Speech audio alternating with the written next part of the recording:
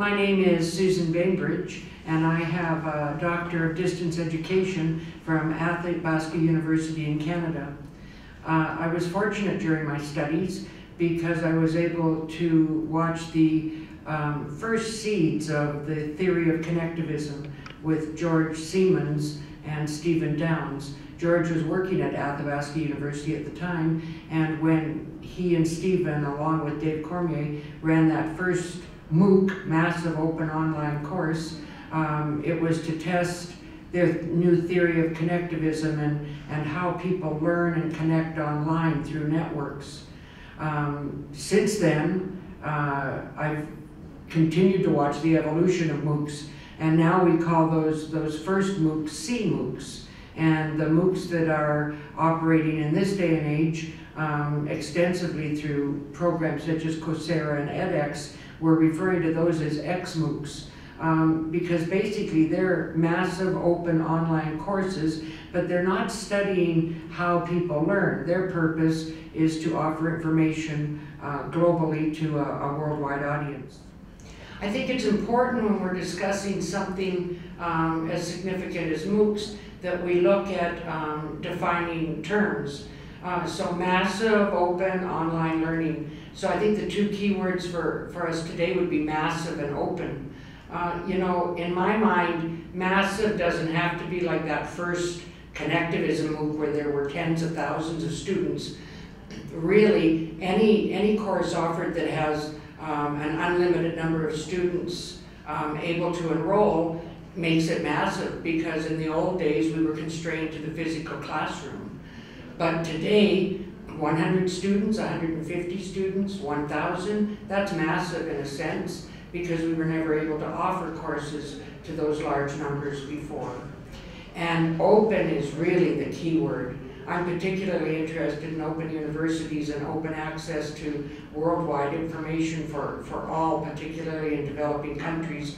And so all that information that's now available online in this fantastic information age is, you know, is philosophically available to everybody on earth. And that's where I see the huge value for corporate MOOCs.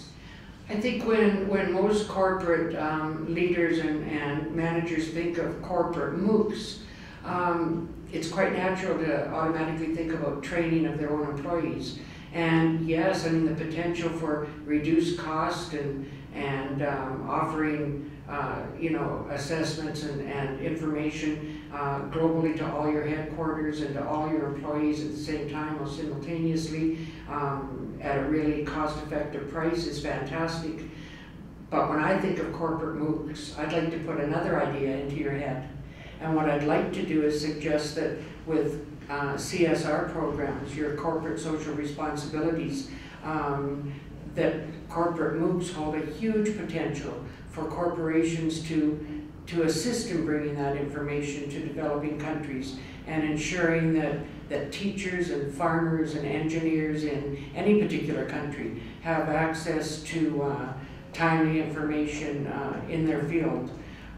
So a corporate MOOC, to me, I hope, will someday evolve into something that corporations offer in developing countries and underdeveloped countries to give people the ability to access current information that will help them in their living.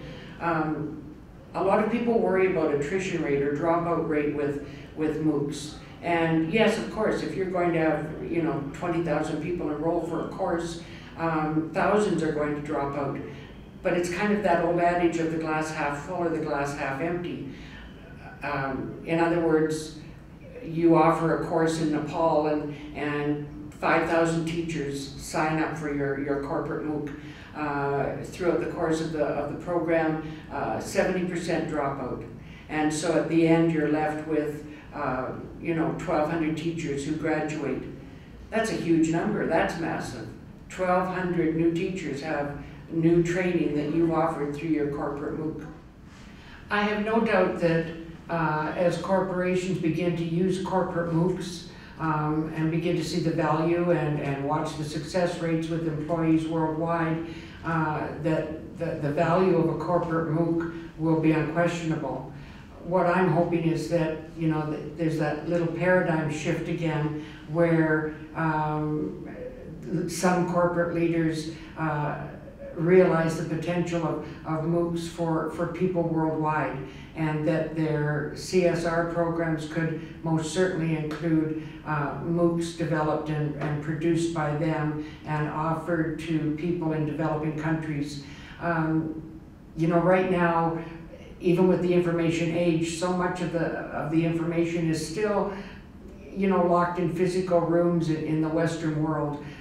The internet offers this huge potential to bring this information out of those rooms and onto the internet, and then offered to individuals through corporate MOOCs. And so I hope that, you know, within the next 5 years, corporate MOOCs will mean much more than just training your employees, but will be offering open access and equality to the world.